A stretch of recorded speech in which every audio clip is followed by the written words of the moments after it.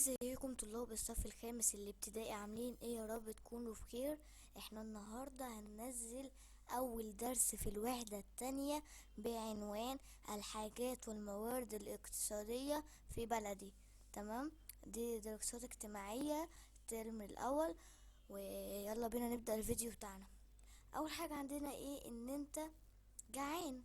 ماشي، دي حاجة اساسية ان انت لازم تاكل عشان تعيش. ماشي، فمحتاج اكل. عطشان، محتاج تشرب. فانت بقى الحاجات دي بقى ايه؟ بتشعر بها بالحرمان. تمام، ومحتاج اشرب، يعني لو يعني انت يعني الناس حارمينك من الكلام ده. فده ده بالمعنى. الحاجات بقى معناها عموما شعور بالحرمان يدفع الانسان الى اشباع هذا الحرمان. يعني الحاجات دي ان انت بتخليك الانسان بيدفع نفسه ان هو يشبع الحرمان ده، يعني بدل ما يكون في حرمان يكون في اشباع للجموع. تمام، ده المعنى بتاعها. وبعد كده بيقولك بقى ايه؟ انواع الحاجات. انواع الحاجات هي ايه؟ حاجات اساسية وحاجات غير اساسية. حاجات اساسية زي المأكل والشرب. لا، الشرب هي ازازة المية اهي.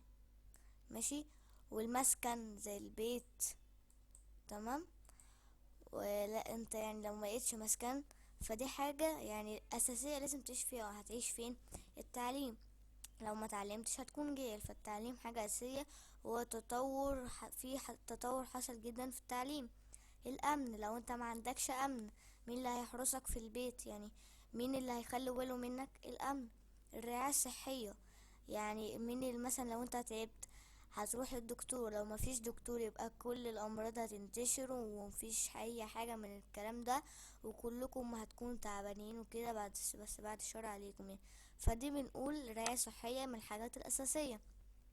اما بقى بالنسبة للحاجات الغير أساسية اللي هي دي، بنقول ايه؟ هاتف غالي الثمن مثلا زي ايفون سامسونج الكلام ده. ده هاتف غالي الثمن اقصد، ده حاجة غير أساسية. يعني انت مثلا عندك المسكن والمأكل والتعليم وأمن ورعاية صحية، دي حاجات أساسية. لو ما عندكش تليفون، التليفون هيعمل لك ايه يعني؟ مش هيعمل لك حاجة في الحياة. انت كده كده عايش اصلا. في ناس عايشة من غير تليفون حياتها طبيعية، يعني مش لازم تليفون يكون في حياتك. الألعاب دي يعني انت عايش بكل الحاجات الأساسية دي وما عندكش لعب. اللعب هتأثر في حياتك؟ يعني هتغير حاجة في حياتك؟ هتعمل حاجة؟ لأ. السفر للتنزه، يعني انت بتحمد ربنا ان انت عندك كل ده. والسفر التنزه ان انت يعني اللي هو بتنزه عن نفسك، اللي هو انت يعني متضايق فبتروح يعني سفر. انت ممكن انت تقدر تعيش من غير سفر؟ ايوه. والسفر هيعمل لك ايه؟ وهيفك عنك شويه بس مش مفيش حاجه هتحصل يعني. فكل الثلاث حاجات دي هتبقى للثمن والألعاب والسفر للتنزه يمكن العيش بدونها. لكن المأكل والمسكن والتعليم والأمن والرعاية الصحية ده طبعا يمكن العيش. لازم تكون يعني الحاجات دي لازم انت تكون عايش بيها، يعني مفيش حد ما عندوش الحاجات دي. تمام. بعد كده بقى بيقولك ايه؟ أسئلة بما تفسر. بما تفسر يعتبر المأكل والمشرب من الحاجات الأساسية للإنسان؟ هتقوله ايه؟ نعم، لانها تساعد الانسان على قيد الحياة. انت لو ما اكلتش ولا شربت فانت هتموت. مش يعني هيحصل جفاف عندك. لو مش جفاف بمعنى يعني ان انت جسمك اللي هو هيكون قليل المية ومش بتشرب كتير ولا بتاكل، فممكن تموت. فدي نعم لانها تساعد الانسان على قيد الحياة، دي حاجة اساسية. بما تفسر يعتبر التعليم والامن والرعاية الصحية من الحاجات الاساسية للانسان؟ نعم، بسبب التطور والتقدم الحضاري. يعني التعليم اللي هو كان بيبدأ شوية شوية شوية لغاية لما كبر، واللي هو بقى فيه حاجات كتير مش موجودة في دول بره. فبنقول ايه؟ بسبب التطور والتقدم الحضاري. بما تفسر تعتبر أدوات الزينة والألعاب من الحاجات الثانوية؟ هنقول له نعم، الثانوية دي يعني الحاجات اللي لا نقدر نعيش بدونها يعني. هنقوله ايه؟ نعم، لانه يمكن العيش بدونها ولكنها تسبب السعادة والرفاهية. يعني انت مثلا زعلان او حاجة فممكن تروح تجيب لعبة، تشتري تليفون يسليك. هو بيقولك ايه؟ تسبب السعادة والرفاهية، بس حاجة غير اساسية. احنا عندنا بقى الجزء التاني بيقولك الموارد. عندنا موارد نادرة وموارد حرة. تمام، هنشرحها دلوقتي بقى. الموارد النادرة دي هي لا تكفي حاجة الإنسان وندرتها تسبب مشكلة. يعني الحاجات دي مثلا زي الأراضي الزراعية.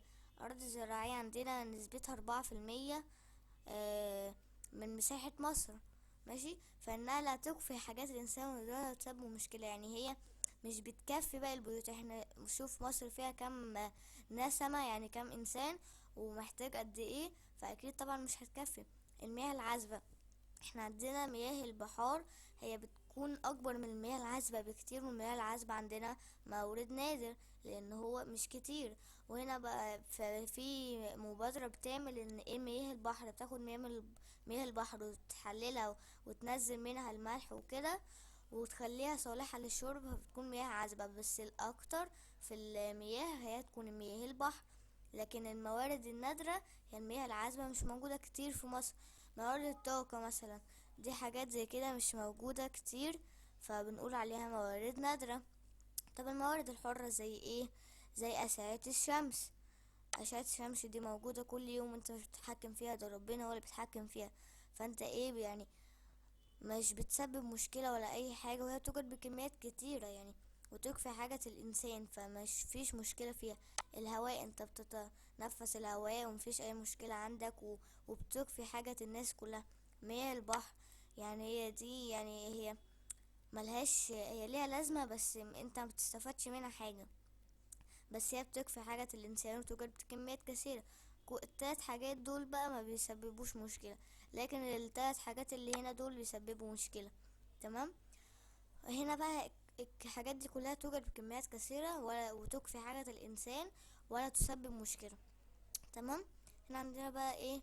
بما تفسر الأراضي الزراعية مورد نادرا؟ نعم، ليه بقى؟ لأنها تكفي حاجة الإنسان ولا تسبب مشكلة.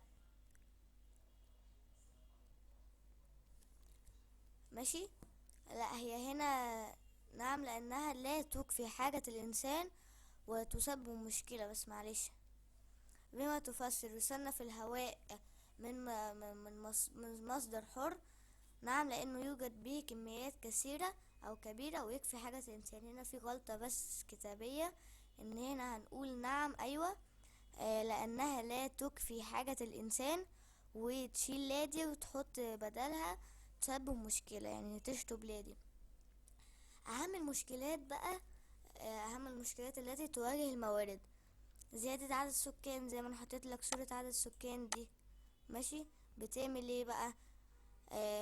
انها بتظهر مشكلات الاقتصادية، يعني زي السكن والكلام ده، فدي مشكلة من الموارد. تمام. طرق الحفاظ بقى، ان انت تخلي الحفاظ دي ان انت تحافظ على الموارد دي، هتعمل ايه؟ هقولك بقى انا هتعمل ايه. آه ترشيد استهلاك ولا نسرف في استخدامها.